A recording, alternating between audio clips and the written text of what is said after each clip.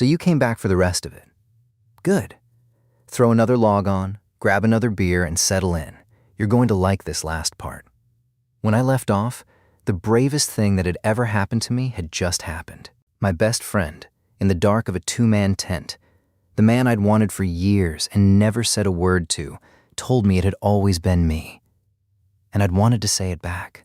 I'd wanted to say it my whole life, but the words wouldn't come, so I kissed him instead. And then I whispered that I didn't think we could go back to who we were before. I was right. We couldn't. Here's everything that happened after. I woke up the next morning sure I'd dreamed it. The light came green through the nylon and the birds were going crazy in the pines. And for one cold second, I was 15 again, the professional, the corpse with a pulse, bracing to look my best friend in the face and pretend even more than I ever had. Then I felt his arms still around me, and his voice, rough with sleep, right against the back of my neck, said, "Morning." And I knew it was real. It was the best day of my entire life. And the wild part is I had to spend the whole thing pretending it was just a normal Saturday at the lake. Because there is nothing in this world like sneaking around with somebody you've wanted forever when they're sneaking right back. It's a drug. Every stolen second hit me like a firework. And there were a lot of stolen seconds because we got very good, very fast at finding reasons to disappear. We volunteered for firewood. Twice. Nobody needs that much firewood. We came back the second time with about 4 logs between us and our shirts on inside out, and Caden squinted at us and let it go. I found out you can make a trip to the cooler last a surprisingly long time if there's a truck to duck behind on the way. We hid behind an honest-to-God tree like a couple of kids, his hands on my waist, both of us laughing too hard to actually kiss, shushing each other, listening for footsteps. His hand found the small of my back every single time he passed behind me, light enough to deny, often enough to take the legs out from under me. And then both of us volunteered, very casually, to hike all the way back to the car for a forgotten bag of buns, and we took an extremely long time to find them. We came back flushed and a little wrecked, and Trevor looked at the single bag of buns that had taken us 20 minutes and said nothing, just raised one eyebrow, and I felt my whole face go hot. It being the 4th, the guys had brought back a trunk's worth of fireworks from some stand off the highway, and the afternoon kept getting interrupted by somebody setting one off too close to somebody else's cooler. Bottle rockets aimed out over the lake.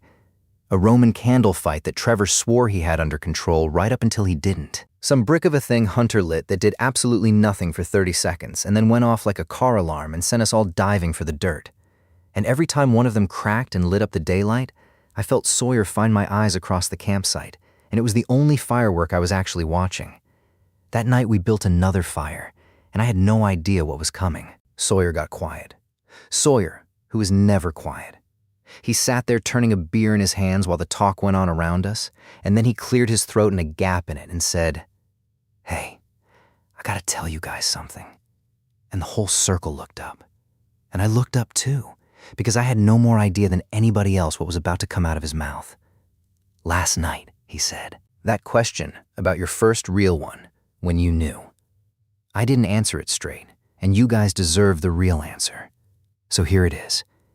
He turned the beer in his hands and looked around the fire at all of them, taking his time. "First week of freshman year," he said, "there was this person in my algebra class who laughed at everything I said, even the stuff that wasn't funny. They started walking the long way home so it'd line up with mine. I didn't have a word for it back then.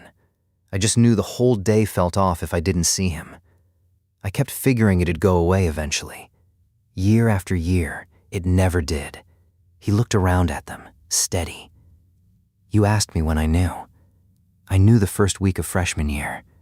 I've just been too scared to say it out loud ever since. And all of you know this person." "It's Austin," he said. It's been Austin this whole time. And the fire popped, and the lake did nothing. And for about 3 of the longest seconds of my life, nobody said one single word. Then Caden, not even looking up from the stick he was whittling, said, "Yeah, man. I saw you two keep sneaking off all day. Kind of figured." And Hunter threw both hands up and yelled, "Gay!" And Sawyer, instead of shrinking an inch, stood up off his log and, filled with liquid courage, yelled it right back. "Yes, gay! I'm gay, and he's gay, and we're going to be gay together," pointing at me like he was naming a winning lottery number to the entire campground. And I just sat there wanting, very sincerely, to throw myself into the fire. And then somebody, I will go to my grave believing it was Trevor, let go of the single loudest fart I have ever heard a human being produce, and the entire circle came apart, beer out of noses, Hunter falling backward off his log, Caden wheezing. When everybody could breathe again, Trevor raised his beer to the two of us.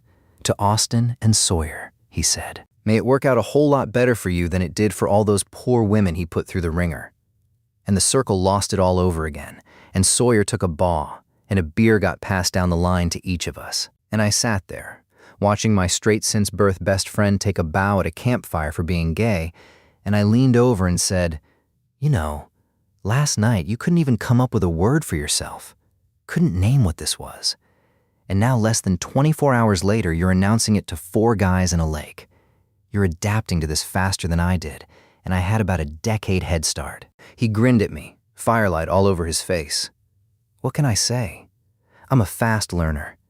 "You're not going to do that announcement everywhere we go, are you?" I said. "Only if there's a bunch of beers involved." Then he stretched, loud and theatrical, and said, "You know what? I'm beat. What do you say we turn in early?" And he tipped his head toward the tents and hit me with a series of winks so exaggerated I felt them in my teeth. "Okay," I said, "but please, for the love of God, never do the wink thing again. I promise you I got the message." The guys were still going strong around the fire, louder than ever now that they had something new to give Sawyer a hard time about, 3 beers past sense and laughing like the lake belonged to them. Nobody noticed us slip away. Nobody followed. And for once, the noise was working for us instead of against us. They were never going to hear a thing over themselves. That was the difference. The night before, there had been one ear on the campground the whole time. One hand always ready to pull away. Every kiss interrupted by the thought that somebody might come looking, every breath held behind our teeth. Not tonight. Tonight, everybody already knew. The fire was roaring 40 feet away. The whole campsite was drunk on smoke and beer and its own laughter, and there was not one single thing left in the world for us to hide. We barely got the tent zipped before Sawyer turned and caught me by the waist. His mouth was on mine, hard enough to send me back against the sleeping bags, and this time neither of us stopped to listen. There was no careful pause, no nervous laugh, no whispered question about whether we should. Just him, his hands at my hips. My fingers hooked into the back of his shirt, his knees sliding between mine as he followed me down, warm and solid and finally not holding anything back. He pulled my shirt up slowly, though, and somehow that was worse. His knuckles dragged over my ribs as the fabric rose. His eyes stayed on my body the whole time, dark and intent, like he was trying to memorize what he had only let himself glance at before. I lifted my arms and let him take it off, and when his eyes came back up to mine, the expression on his face made heat move through me so fast I had to grip his shoulders. "What is it?" I said softly. "Nothing," he said, and the way he said it, low and a little wrecked, told me it was everything.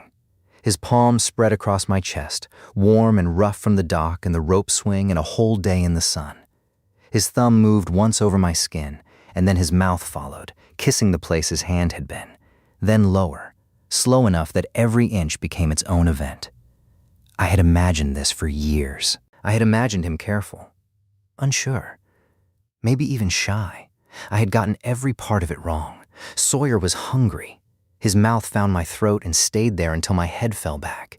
His hand slid over my stomach, tracing the tight pull of muscle there before moving lower, and when I arched into him, he made a sound against my skin that went straight through me. My name came out of him low and wrecked, not spoken, needed.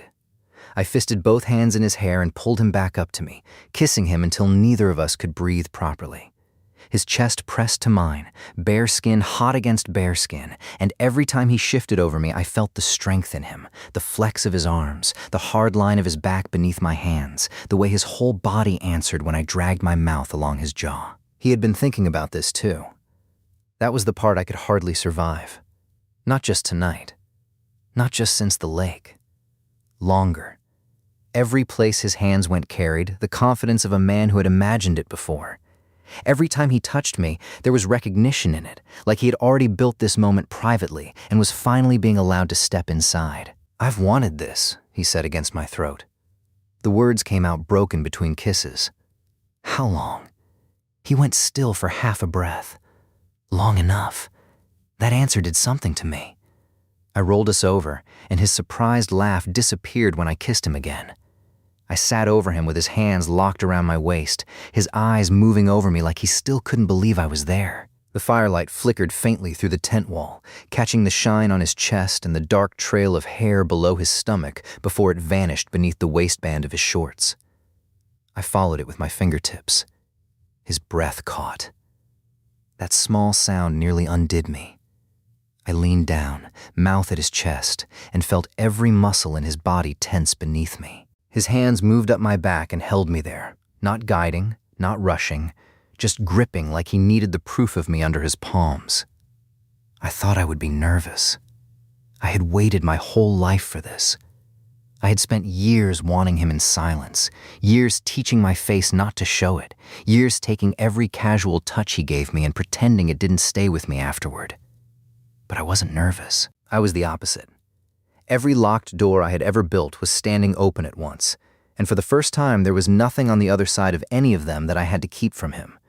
So I stopped keeping anything, his mouth at my throat, my name breaking apart in his voice, my hands moving over the broad muscle of his back as he pressed me down again. His body against mine, no distance left anywhere, the lake and the fire and every careful year I had ever lived going quiet at once. I pulled him closer and said his name like it was the only word I had left. He answered with his whole body, and the last thread of careful in me let go completely. The two sleeping bags we had laid out so neatly side by side did not stay separate for long. Neither did we. Outside, the guys kept hollering, laughing loud enough to scare every fish to the far side of the lake. The fire cracked. Somebody started singing badly. A bottle hit the ground and rolled beneath a chair. And inside that tent, for the first time, I did not have to keep a single sound to myself. So I didn't. We packed up Sunday morning, the whole crew hungover and sunburned and easy, and it was different and it was exactly the same, which is the best thing I can tell you about how those guys took it. The drive back was the same 2 hours of road as the drive out, the same radio, the same arm out the same window. Only one thing was different, and it was the only thing that mattered. The whole way home, Sawyer had his hand wrapped around mine, tight on the seat between us, like he'd decided somewhere back at that lake that he was not going to be letting go of it again. We didn't talk much. We didn't need to. We just rode in that easy quiet, the two of us inside this brand new thing.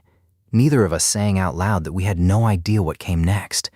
Both of us happy enough right then not to care yet. When we got close to my place, he didn't pull up out front. He turned off a block early and stopped around the corner, out of sight of my building, and put the truck in park. And for a second, neither of us reached for anything. "You scared?" he asked me. "A little," I said. "You?" "Nope," he said. And then, quieter, "Well, a little." Because tomorrow there was no lake and no fire and no campsite full of guys who already knew. Tomorrow was our regular lives, our regular town, the bright ordinary daylight, and we were going to have to figure out how to be this new thing out there in it. But that was tomorrow. Right then, he leaned across the console and kissed me, slow, nobody around to see and nobody we had to hide from anyway, one more for the road before the world started back up. Then he drove me around to my place, and as I was climbing out of the truck, he stopped me. "Hey," he said, "just remember what they always say about being gay. It's okay, because you're gay. I'm gay, and today." And I leaned back in and cut him off and said, "I cannot believe this is what I've been wanting for 6 years." So that's the story. That's how a 4th of July camping trip changed the course of my life forever. The one I'd never told anybody until right now, until you and this fire. That was last summer. And if you want it, let me know, and I'll tell you the other half sometime. What happened when we drove back down out of those pines and had to figure out how to be us in the real world, in the daylight, where there's no campfire to hide the shake in your voice. But that's a story for another fire.